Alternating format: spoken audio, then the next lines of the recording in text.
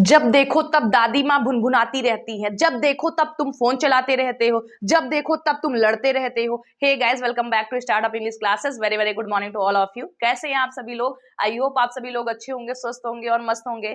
तो आज की इस एडवांस इंग्लिश क्लास में हम बड़े ही मजेदार सेंटेंसेस को सीखने वाले हैं। आई होप वो सेंटेंसेस कैसे होंगे आपको पता चल गया होगा।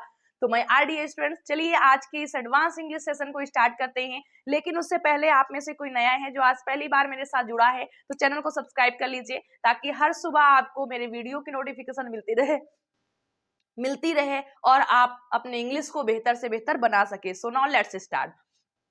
तो आज हम सीखने जा रहे हैं एडवांस इंग्लिश में जब देखो तब। जब देखो तब तुम चिल्लाते रहते हो, जब देखो तब दादी माँ डांटती रहती हैं, जब देखो तब मम्मी टोकती रहती हैं, जब देखो तब बच्चे शोर मचाते रहते हैं, जब देखो तब तुम फोन चलाते रहते हो। तो ऐसे सेंटेंसेस सीखते हैं। तो जब देखो तब के लिए इंग्लिश में हम क्या यूज करते हैं? तो लिखते हैं हम whenever it is seen. Whenever it is seen, or you can write whenever it's seen. आप it is लिखें या it's लिखें। whenever it is seen या whenever it's seen। whenever it's seen का हम यूज करेंगे। आगे जो आपका सेंटेंस दिया होगा तो इसके बाद हमें क्या करना है, यानी आप ये लिखेंगे whenever it is seen, जब देखो तब, या फिर whenever it's seen। इसके बाद आपको यूज करना है कॉमा, देन हम सब्जेक्ट लिखेंगे, फिर कीप और कीप्स का यूज करेंगे, plus on plus verb ING form लिखना है और फिर ऑब्जेक्ट लिख देना है। तो देखिए, जब देखो तब के लिए whenever it is seen या whenever it's seen लिखना है। फिर आपको कॉमा का यूज करना है, देन सब्जेक्ट लिखना है। कीप या कीप्स का यूज सब्जेक्ट के अकॉर्डिंग करेंगे। He she it singular subject होगा तो कीप्स लगाएंगे।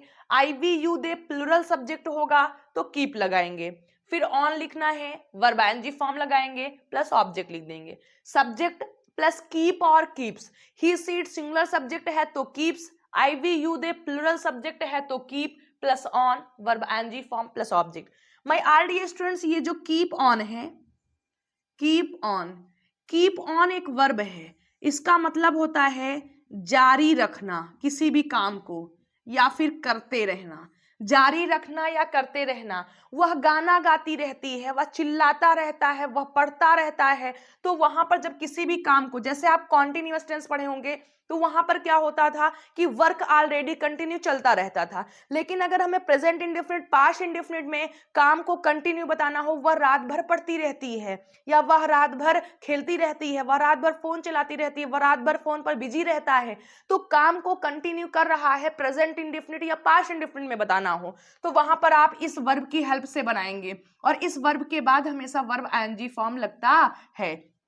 यहां पर भी देखिए वर्ग कंटिन्यू हो रहा होगा, वह पढ़ती रहती है, वह पढ़ती है और वह पढ़ती रहती है, दोनों में जमीन आसमान का अंतर है। वह पढ़ती है, सी रीड्स, वह पढ़ती रहती है, सी कीप्स ऑन रीडिंग। तो यहां पर हम किस वर्ब की हेल्प से सॉल्व करेंगे? Keep on. कीप ऑन एक वर्ब है जिसका मतलब होता है जारी रखना, यानी किसी भी काम को करते रहना। तो आई होप आपको समझ में आया होगा। जब देखो तब तुम फोन चलाते रहते हो, तो ऐसे सेंटेंसेस जो जब देखो तब की हेल्प से बने होंगे, तो हम कौन सा स्ट्रक्चर यूज करेंगे? whenever it is seen या whenever it's seen, then comma, then subject plus keep और keeps according to our subject।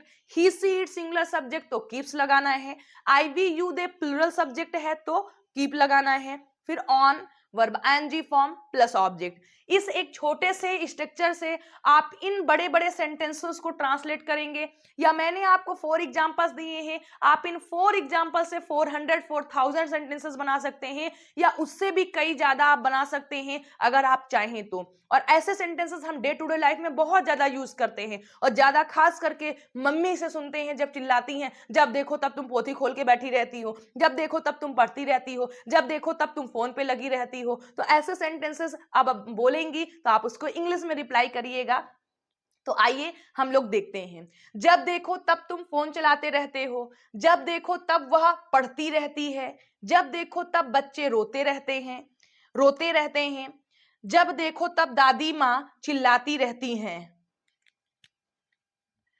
तो आइए ट्रांसलेट करते हैं। हमें क्या लिखना है जब देखो तब के लिए? whenever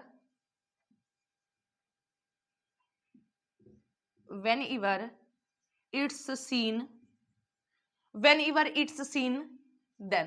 तुम फोन चलाते रहते हो यू। अब यू के अकॉर्डिंग क्या लगेगा? यू प्लुरल है तो क्या लगेगा हमारा?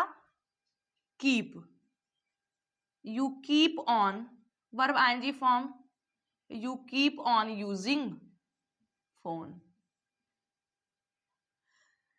whenever it's seen you keep on using phone। and next one is जब देखो तब वह पढ़ती रहती है। तो क्या करेंगे फर्स्ट? जब देखो तब whenever it's seen, वह means see। so my dear students, see is singular subject, that's why we will use keeps। see keeps on, verb ing form पढ़ना, reading। she keeps on reading or studying, ing form। Next one is जब देखो तब बच्चे रोते रहते हैं। जब देखो तब बच्चे रोते रहते हैं। सो whenever it's seen the children के अकॉर्डिंग कीप ऑन रोते रहते हैं, weeping, keep on weeping. And last one is जो बहुत ज्यादा यूज होता है, जब देखो तब दादी माँ चिल्लाती रहती हैं। तो क्या करेंगे आप फर्स्ट? जब देखो तब के लिए whenever it's seen, कॉमा, दादी माँ, ग्रैंडमदर, दादी माँ के अकॉर्डिंग क्या यूज होगा? keeps on screaming। So my dear students, I hope कि आपको समझ में आया होगा। आइए एक बार फटाफट रिवीजन कर लेते हैं। जब देखो तब के लिए इंग्लिश में हम लिखते हैं whenever it is seen या whenever it's seen। जब देखो तब तुम फोन चलाते रहते हो, whenever it is seen you keep on using phone। जब देखो तब वह पढ़ती रहती है, whenever it's seen या whenever it is seen she keeps on reading।